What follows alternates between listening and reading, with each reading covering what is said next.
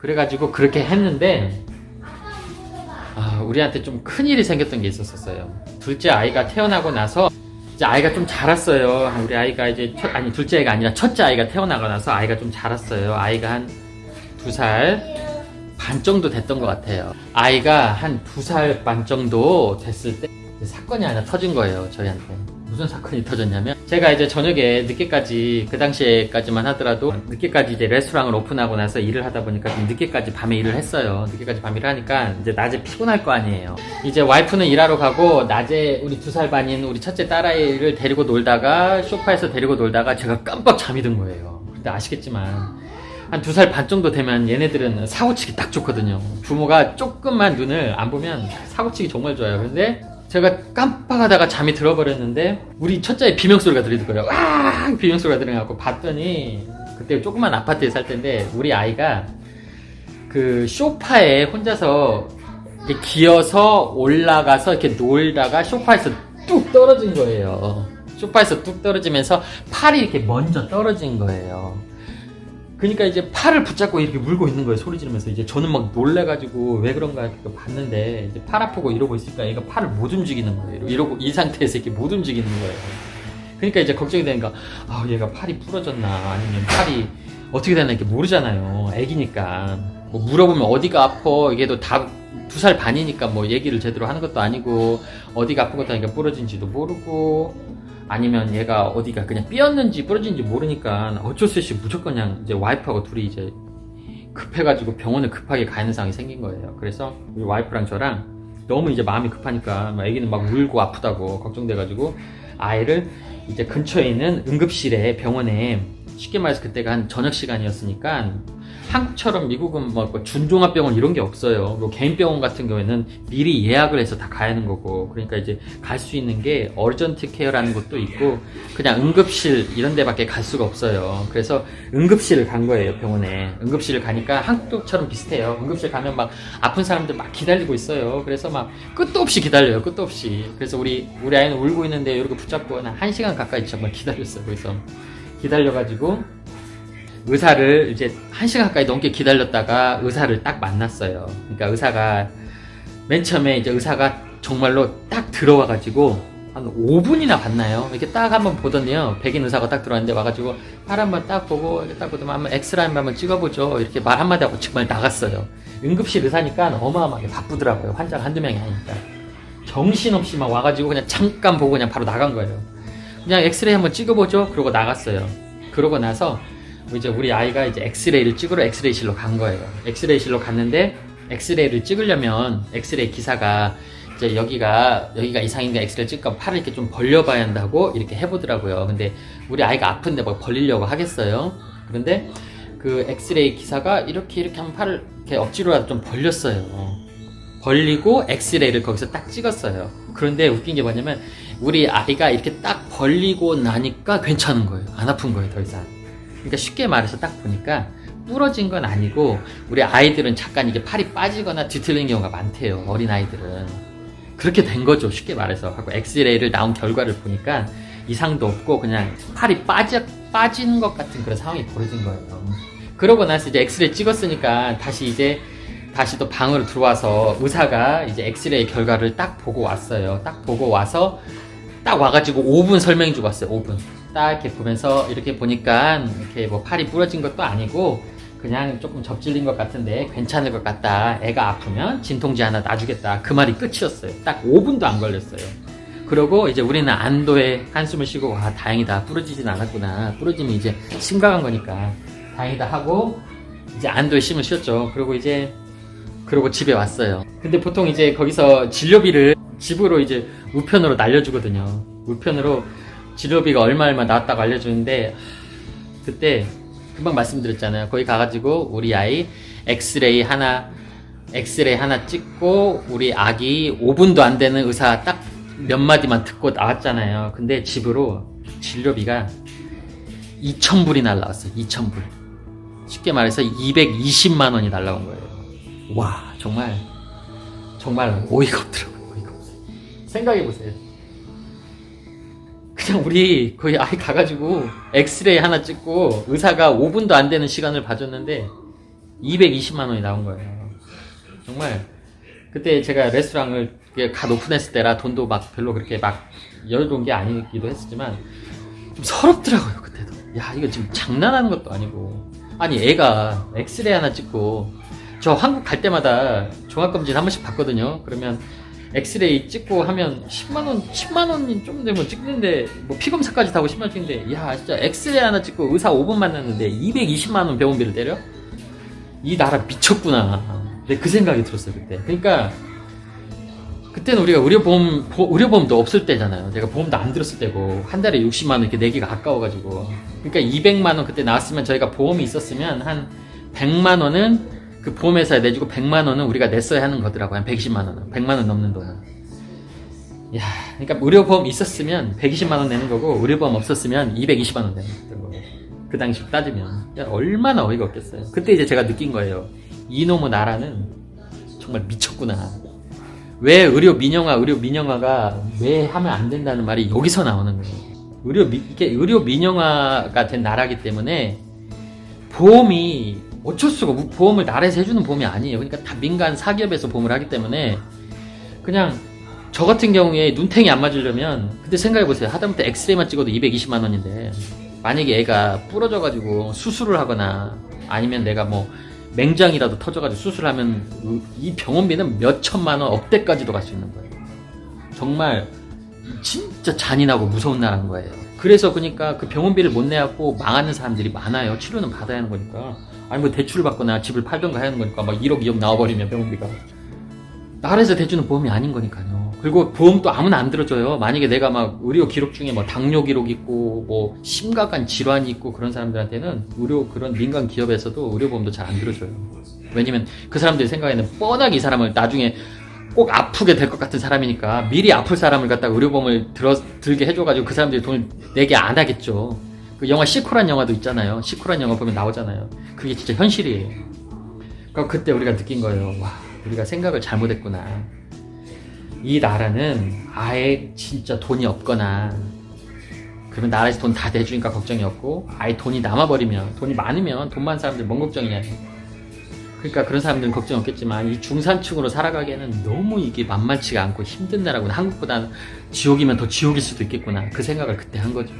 그때 제 와이프하고 저하고 그 어려운 상황에서 그때 의료보험을 들었어요. 한 달에 60만 원 가까이 되고 의료보험을 들었습니다. 그때. 왜냐면 그 딸아이의 그 경험을 하고 나서. 그래서 그때 너무나도 큰 이제 좀 충격을 받은 거예요. 제 와이프하고 저는. 와. 저 와이프는 미국 사람이니까 솔직히 말씀드리면 저 와이프도 대충 그런 정도는 알고 있었을 거예요. 근데 와이프도 어렸을 때 이렇게 가난하게 자랐던 가정이 아니고 좀 부유한 가정에서 자랐어가지고 부모님이 뭐 의료보험 이런 거 다 대줬겠죠. 그러니까 와이프도 그런 거 자체를 잘 몰랐었던 것 같아요. 그 당시에는. 그러니까 저는 아예 몰랐고 설마 뭐 병원 갔는데 병원비가 진짜 아무리 미국이니까 정말 많이 나오면 한 100만 원 안에까지는 나오겠지. 설마 220만 원이 나올 거라고 누가 생각을 했어요. 엑스레이 하나 찍었다고. 의사 5분 만났는데. 그래서 많이 느꼈었죠. 아, 이게 한국이란 나라가 이 의료보험 제도는 정말 잘 돼 있고 우리 나라가 그것은 정말로 천국이나 마찬가지구나. 아픈 사람들이 돈 없어가지고 암 걸리고 하시는 분들 정말로 그것은 막 몇 억 가까이 되니까 진료를 못 받으신 분들도 있겠지만 이렇게 뭐 감기 걸려가지고 갑자기 이렇게 응급 상황이 생겨가지고 팔이 부러지거나 이런 상황 가지고 병원 못 가는 경우는 없잖아요. 근데 생각을 해보세요. 실제로 이렇게 팔이 부러져가지고 병원 못 가고 이런 상황이 생길 것 같아요. 안 생기겠어요? 병원비가 몇 천만 원 나오고 막 이런데 어디 팔이 부러지고 막 몸이 막 이렇게 났는데 무서워서 병원을 못 가죠. 그 병원비를 어떻게 감당을 해요? 병원 뻔히 이렇게 나올 걸 아는데. 그래서 그때 많이 깨달았어요. 아, 미국이란 나라가 남들이 뭐라는 뭐 천조국 하는데 실제로 이 나라는 아예 돈이 없거나 아니면 아예 돈이 많거나 하면 상관이 없지만 이 중산층으로는 살아가기에는 너무나도 힘든 곳이구나. 제가 중산층으로 살아가면서 좀 힘든 이야기들이 더 많이 있어요. 에피소드들이. 근데 이제 그 이야기는 조금 주제하고 다르기 때문에 드릴 말씀은 없어가지고 그 말씀 좀 드리기는 그렇고요. 제가 오늘 이제 빨래 또 거의 다 겠네요. 빨래 이제 거의 다 개가는데 오늘 제가 드리고자 하는 말씀은 다른 게 아니라 한국이 진짜 다른 건 몰라도 의료보험과 관련돼서는 정말 천국인 나라예요.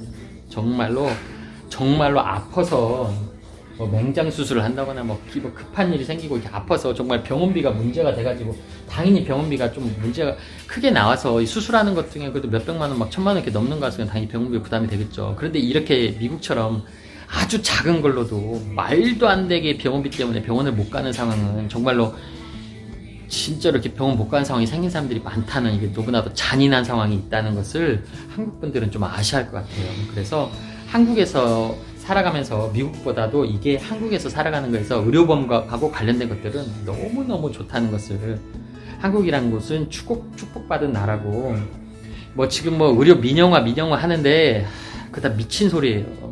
정말로 아셔야 돼요. 이건 정치하고 상관이 없어요. 진보든 보수든 이건 상관없이 웃기는 소리고요. 그게 문제가 아니라 저같이 여기 와가지고 이렇게 의료 민영화가 된 나라에 와서 자기 새끼가 길 지나가다가 팔이 부러졌는데 병원을 갔는데 병원비가 1,000만 원, 2,000만 원이 나온다고 생각을 해봐요. 상상이 가세요. 근데 그래도 의료 민영화가 어쩌네 저쩌네 그런 소리 한다는 자체는 이걸 모르시니까 하는 소리예요. 이거 모르니까. 의료 민영화를 하는 나라가 시스템이 어떤 건지를 모르시기 때문에 야, 의료 민영화 하면 뭐 좋은 거 아니야? 막 모르시니까 그런 소리 하시는데, 절대로 의료 민영화라는 것은 되면 미국 꼴납니다. 지금 한국, 아까도 제가 말씀드렸듯이 저희 아버지 물리치료 받으시러 가셔서 1,000원 내고 나오신다고 하더라고요. 저도 한국 가서 피 검사하고 뭐 검사하고 하면 의료보험이 안 돼도 20-30만 원 안으로 떨어져요. 만약에 그 똑같은 검사를 미국에서 하려면 100만 원 넘거든요. 또 하나 예를 들자면, 제가 미국에서 치과 치료를 받는데 이빨이 하나 깨져가지고 뭘 먹다 깨져가지고 크라운을 치료를 하나 받았는데, 여기 이빨 하나 크라운 하는데 200만 원 들었어요. 220만 원. 그런데 제가 재작년에 한국 갈 때마다 치과 진료를 받으러 가요. 무조건 한국 가면 치과 진료 받아요. 왜 그러냐면요, 한국에 가서 치과 진료를 그냥 스케일링을 하러 갔는데 그 의사 선생님이 저한테 그래요. 여기 하나가 이빨이 깨져가지고 신경치료를 할 것 같은데 아마 조만간 아프게 될 것 같다고. 그러니까 미리 치료받으시는 게 어떻겠냐고. 그래갖고 가격이 얼마 될까요? 그러니까 리진으로, 그때도 리진으로 똑같이 했거든요. 리진으로 30만 원이래요. 생각을 해보세요. 미국에서 이빨 하나 하는데 220만 원이었는데 한국은 리진으로 해서 30만 원이래요. 몇 배 싼 거예요. 37에 7배 싼 거예요. 그러니까 한국 가면 당연히 치과 진료를 받고 와야죠. 괜히 미국에 왔다가 또 눈탱이 맞으니까요. 그래서 치과 이런 데 문제 생기는 분들이 한국 가서 치료를 받으러 가시는 분들이 많아요. 왜냐면 비행기 값 다 따지면 한국이 더 싸요. 비행기 값 다 따져도 진료도 거기가 훨씬 낫고요. 여기는 무조건 또 예약제 막 어쩔 때 일주일, 2주일 기다려야 돼요. 유명한 데로 가려면. 한국은 그런 건 아니죠. 그래서 제가 이제 빨래 다 겠어요. 이제 빨래 다, 오늘부터 빨래 다 겠는데 시간 잘 가요. 빨래 개면서 얘기해 보니까 시간 잘 가는데, 그래서 제가 말씀드려보니까 의료보험하고 관련된 곳은, 한국이란 곳은 천국입니다. 정말로. 그래서 세상에 아마 전 세계 모든 사람들이 부러워하지 않을까 싶어요. 한국의 의료보험 제도는. 정말로 행복한 곳에서 사시는 거예요. 의료보험과 관련된. 그런데 하나 또 미국에 부러워할 게 있다면, 미국이란 나라는 아예 돈이 없어버리면, 저같이 전에처럼 이렇게 영세민 비슷하게 돈이 없어버리면 나라에서 돈을 다 대준다는 거. 그래서 한 2,200만 원을 공짜로 돈을 내고 아기를 낳았다는 거.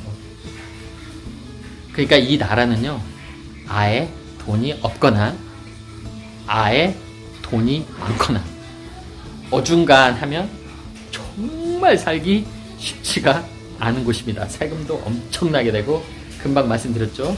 하다못해 의료보험 같은 경우도 사보험을 들든다고 하더라도 돈이 60만 원, 70만 원 나가고요. 오바마케어는 제가 다음에 설명드릴게요. 오바마케어 궁금하시죠?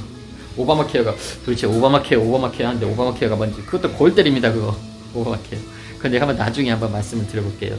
그러면요, 빨래를 다 겠어요. 한번 보여드릴게요. 오늘도 살아가면서 있었던 에피소드를 얘기하면서 이 빨래를 다 겠어요. 이렇게 하면서 빨래를 가니까 시간이 너무 잘 가네. 미국에 살면서 있었던 에피소드를 얘기를 해드리면서 빨래를 겠습니다. 오늘도 빨래 열심히 겠어요. 시간도 잘 가고 너무 좋았습니다. 그러면 이게 뭐 일주일에 한두 번씩은 맨날 빨래를 해야 하잖아요. 또 빨래를 개야 하고. 그러니까 제가 미국에 살았던 에피소드들은 너무 많기 때문에 에피소드들은 이렇게 빨래를 개면서 하나씩 좀 에피소드를 얘기를 해드릴게요. 오늘 얘기가 유익하셨는지 어떠는지 모르겠지만 한국에서 너무나도 좋은 점, 한국에서 살고 계신 분들이 보실 거니까 한국에서 너무 좋은 것들, 또 미국에서 또 좋은 것들, 미국에서 또 중산층으로 살아가면서 안 좋은 것들 또 얘기를 해드렸으니까 다음에는 또 다른 또 에피소드로 한번 얘기를 해드리도록 하겠습니다. 그러면 저는 다음 영상에서 또 다음 에피소드에서 찾아뵙도록 하겠습니다. 살림하는 미국 아빠 제이트였습니다. 감사합니다. 보셨다면 좋아요, 구독 부탁해요.